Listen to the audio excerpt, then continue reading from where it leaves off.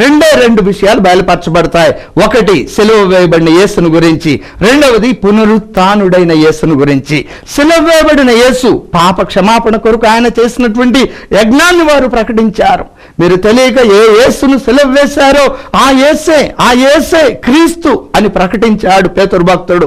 అలాగనే దైవ దర్శనం ద్వారా తనకు బయలుపరచబడినటువంటి విషయాలను బట్టి తమస్కు మార్గంలో పౌలు చూసిన ఆ దర్శనం యొక్క నెరవేర్పును గురించి, ఆ దర్శనం యొక్క ఊహింపును గురించి, ఆ దర్శనం యొక్క భావాన్ని గురించి పౌలు భక్తుడు ప్రకటించిన అది సిలువ యజ్ఞాన్ని గురించే. అది సిలువ యజ్ఞాన్ని గురించే. యేసు అనేటువంటి ఎందుకు ఈ లోకానికి వచ్చారు? ఎందుకు సిలువ వేయబడ్డారు? సిలువ వేయబడడానికి గల కారణాలు ఏమిటి? లేఖనముల ప్రకారం ఎప్పటి నుండి ఆయన గురించి లేఖనాలు ప్రవచించిన ఎన్నో విషయాలు, పాత నిబంధనలో కనబడినటువంటి విషయాలు, అనేక విషయాలు పౌలు భక్తుని ద్వారా బయలుపరచబడ్డాయి. ఇలాగున ఈ ఇద్దరు భక్తులు కూడా దేవుని వారు తెలియచేసిన అంశము, రెండవ విషయం వారి సువార్తన ప్రకటనలో అత్యంత ప్రాముఖ్యమైన విషయం ఏమిటి అంటే అది పునరుత్థానం. పునరుత్థానం అంటే అర్థం ఏమిటి? పునరుత్థానం మిగిలిన ఏ మత గ్రంథాలు పరిచయం చేయని ఒక ప్రత్యేకమైన ప్రక్రియను ఇక్కడ పౌలు భక్తుడు పరిచయం చేస్తున్నాడు. దాని కొరకు ప్రత్యేకంగా ఒక అధ్యాయాన్ని రాశాడు. కొరింథీయులకు రాసిన మొదటి పత్రిక 15వ అధ్యాయం కేవలం పునరుత్థానాన్ని గురించి వ్రాయబడి ఉంటుంది. అనగా ఈ శిలువ యజ్ఞంలో జరిగేటువంటి క్రమము, పునరుత్థానంలో జరిగేటువంటి క్రమాన్ని నేను సంపూర్ణంగా ఇప్పుడు వివరించలేను, కానీ క్లుప్తంగా నేను మీకు ఇలాగూ పరిచయం చేస్తాను. ఎందరో దేవుళ్ళు, దేవతలు, ప్రభువులు అని పిలువబడుతున్న వారు అవతరించారు అని చెప్తూ ఉన్నారు. అలాగనే యేసు కూడా ఒక అవతారం అని చెప్తున్నారు.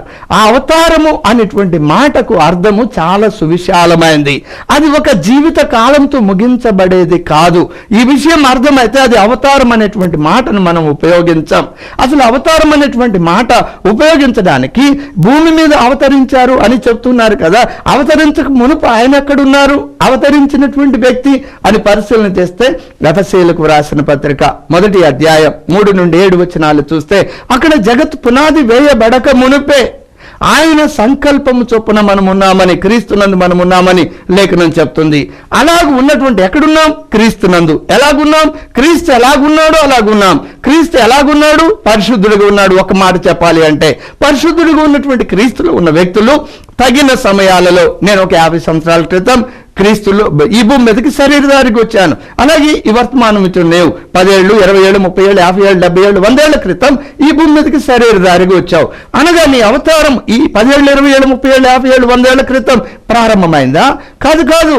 నీ జీవన ప్రయాణం, నీ ప్రక్రియ అనేటువంటిది ఎప్పుడో ప్రారంభమైంది. అది నీవు ఈ శరీరాన్ని విడిచిపెట్టే వరకు కొనసాగుతుంది. ఇలా కొనసాగినటువంటి ఈ ప్రక్రియ మరణించిన తరువాత జరిగేటువంటి ప్రక్రియ. అదేమిటి?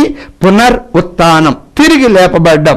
అనగా ఈ పునరుత్థానం అనగా మరణించినటువంటి ఒక వ్యక్తి తిరిగి లేపబడ్డమని క్లుప్తంగా మనం చెప్పుకోవచ్చు, కానీ దీని వెనుక ఉన్నటువంటి సారాంశాన్ని నేను మీకు ఇలాగ వివరిస్తాను.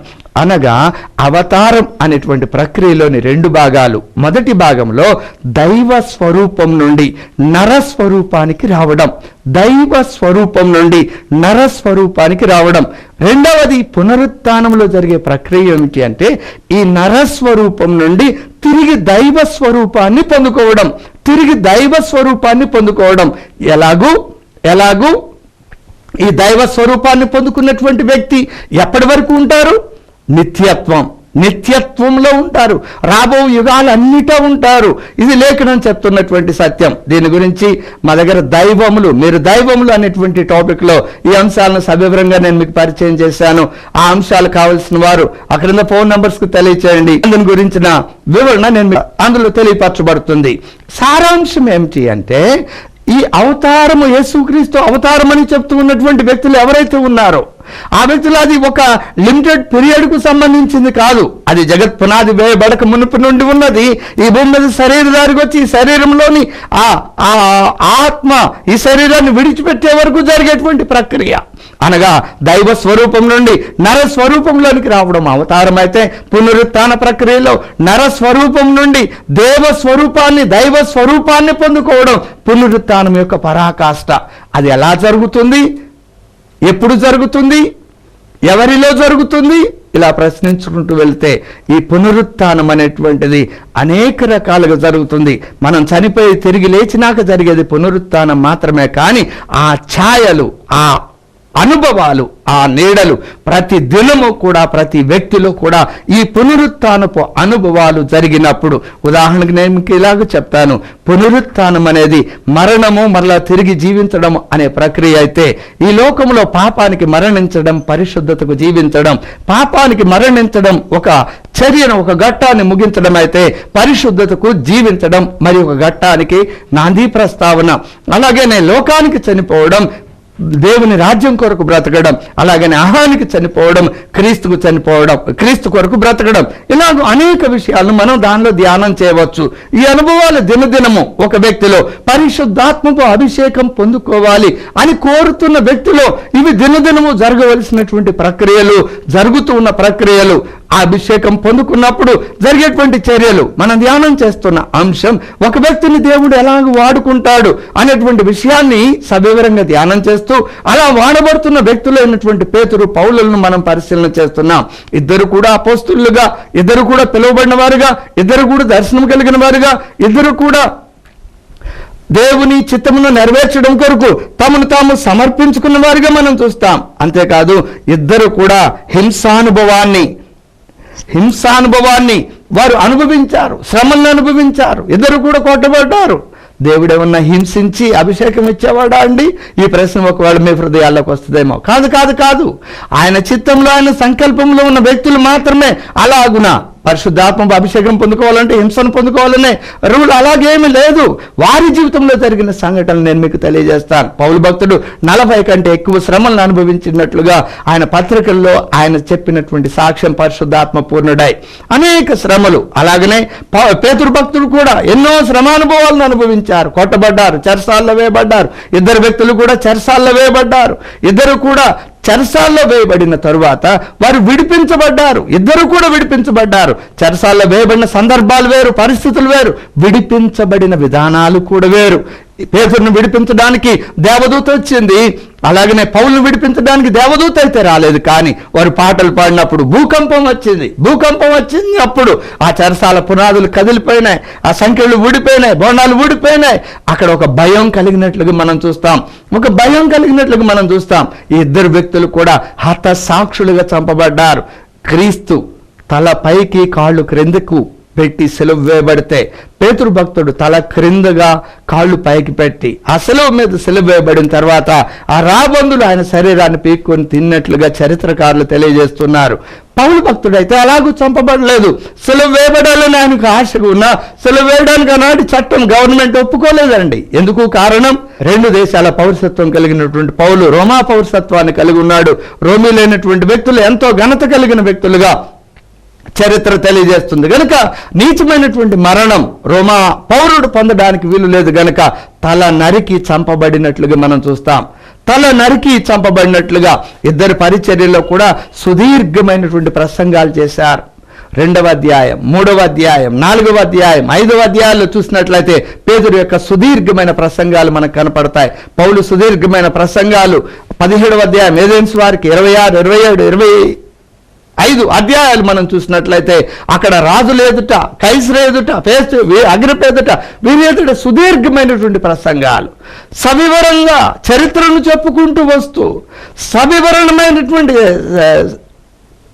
సోదాహరణమైనటువంటి వివరణను తెలియజేస్తూ ఎందుకు ఈ లోకానికి సెలవు వేయడానికి యేసు వచ్చాడు, ఎలాగొచ్చాడు, తరాలు వెంబడి ఆయన పరిశుద్ధపరచబడుకుంటూ రావాల్సి వచ్చింది. ప్రతి విషయాన్ని వివరంగా వారు బోధించినట్లుగా మనం చూస్తాం.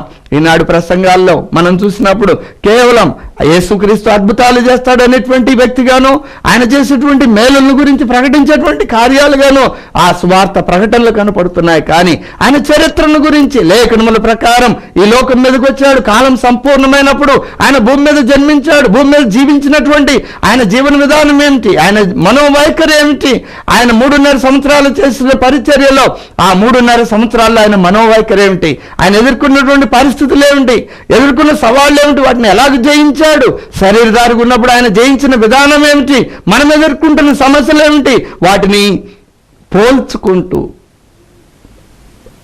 ధ్యానం చేసేవారు బహు అరుదుగా ఉన్నారు. కానీ వారు అలాగ చెప్పలేదు పౌలు పేతురు. ఈ మాటలు నేను మీకు ఇలాగ వివరిస్తాను. ఒక మాట ఏమిటి అంటే, ఆయన జీవన విధానాన్ని మనం అర్థం చేసుకోకపోతే, కేవలం ఒక శిలువ మరణాన్ని మనం చూసినట్లయితే మనం అర్థం చేసుకోలేం. ఉదాహరణకు నేను ఇలాగ చెప్తాను, మీరు మనసును పెట్టి ఆలోచన చేయండి. యేసు ప్రభు వారు ఎలా జీవించారో తెలియడానికి ఒక ఉదాహరణ. మీరు మీ బిడ్డల్ని స్కూల్స్కి పంపుతున్నారు. వారు చిన్నపిల్లలకు ఉన్నప్పుడు, ఎదుగుతున్న వయసులో ఉన్నప్పుడు వారి గురించి మీరేం చెప్తారు? నైనా నువ్వు ఎక్కడ కూర్చోవాలి? మంచి తెలివైన కుర్రాడు పక్కన, తెలివైన అమ్మాయి పక్కన కూర్చో, అల్లరి వాళ్ళ పక్కన కూర్చో. మాకు ఎందుకు అలాగ చెప్తున్నావు? యేసును అంగీకరించిన నీవు అలా చెప్పడంలో నీ ఉద్దేశం ఏమిటి? తెలివైన వాళ్ళ ప్రక్కన కూర్చోమంటే నీ కొడుకుని అవమానిస్తున్నావు అన్న విషయం నీకు అర్థం కావడం లేదు. నీ కొడుకు తెలివైనోడై ఉండి తెలివైన వాళ్ళ ప్రక్కన కూర్చుంటే మాత్రమే బాగుపడతాడనే అభిప్రాయాన్ని నువ్వు కలిగి ఉన్నామేమో. కానీ యేసు ప్రభువుని ఆలోచన చేయి. ఆయన ఎప్పుడు కూడా ఎవరితో ఉన్నారు? సుంకర్లతో, పాపులతో, వ్యభిచారులతో ఆయన సాంగత్యం చేసినట్లుగా మనం చూస్తాం. అదే బైబిల్లో వ్రాయబడలేదు. కానీ యేసు ప్రభు ఒకవేళ చిన్నపిల్లవాడుగా ఉంటే, ఆయన స్కూల్కి వెళ్ళుంటే ఎవరి ప్రక్కన కూర్చుండేవాడు? ఖచ్చితంగా అలాంటి వ్యక్తుల మధ్యనే కూర్చుండేవాడు. పెద్ద అయిన తర్వాత అలాంటి వ్యక్తులకి ఎలాగ సువార్త ప్రకటించాడో అలాగే వీరికి కూడా సువార్త ప్రకటించేవాడు. అలాగే నువ్వు ఎందుకు చెప్పలేకపోతున్నావు?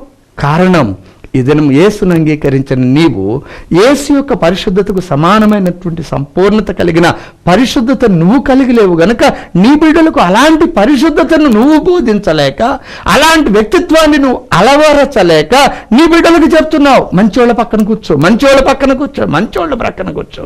అదే యేసు వంటి వ్యక్తిత్వాన్ని నువ్వు కలిగి, యేసు వంటి సంపూర్ణత కలిగిన సమానమైన సంపూర్ణతను నువ్వు పొందుకోవడానికి ప్రయత్నం చేస్తూ నీ బిడ్డలను నువ్వు అలాగూ సిద్ధం చేసిన వ్యక్తివైతే, నీ బిడ్డలను కూడా ఆ స్థాయిలో, ఇదిగో బలహీనమైన వ్యక్తులు ఉన్నారు, వారు ఎందుకు అలాగూ బలహీనలు ఉన్నారో ఆలోచన చెయ్యి.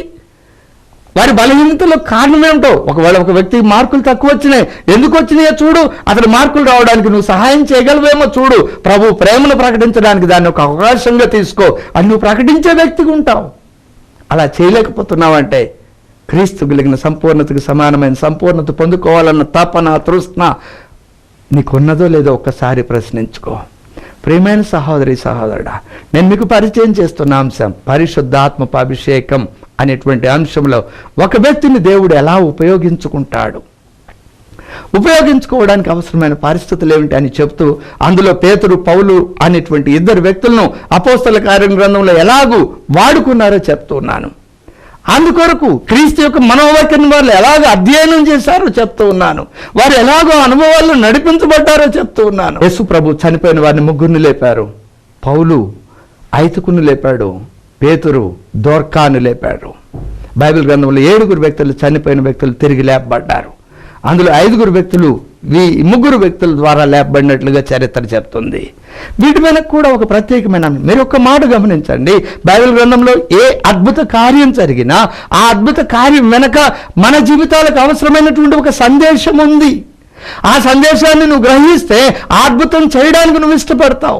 ఎప్పుడైతే అద్భుతం చేయడానికి నువ్వు ఇష్టపడ్డావో ఆ సందేశాన్ని గురించి క్షుణ్ణంగా అధ్యయనం చేస్తావు. ఆ అద్భుతాన్ని గురించి క్షుణ్ణంగా అధ్యయనం చేస్తావు. ఆ అద్భుతం వెనుకున్నటువంటి పరిస్థితులను, ఆ అద్భుతం చేయడానికి వాడుకున్న వ్యక్తులను నువ్వు క్షుణ్ణంగా అధ్యయనం చేస్తావు. వారు ఏ పరిస్థితుల్లో అద్భుతాలు చేయగలిగారో ఆలోచన చేయగలుగుతావు.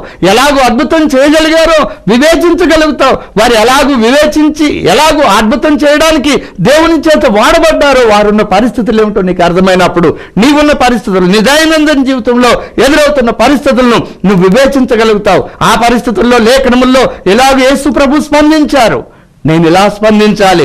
దేవుని వాక్యం ఎలాగ చెప్తుంది, యేసుకి ఇది ఇష్టం లేదు, ఇష్టమైన విషయం నేను చేయడం ద్వారా, దేవుని చిత్తమైన కార్యం నువ్వు చేయడం ద్వారా దేవుని చిత్తాన్ని నెరవేర్చే వ్యక్తిగా ఉండడానికి ఇష్టపడినప్పుడు ఆ కార్యం చేయడానికి అవసరమైనటువంటి అభిషేకాన్ని నీకు ఇస్తారు.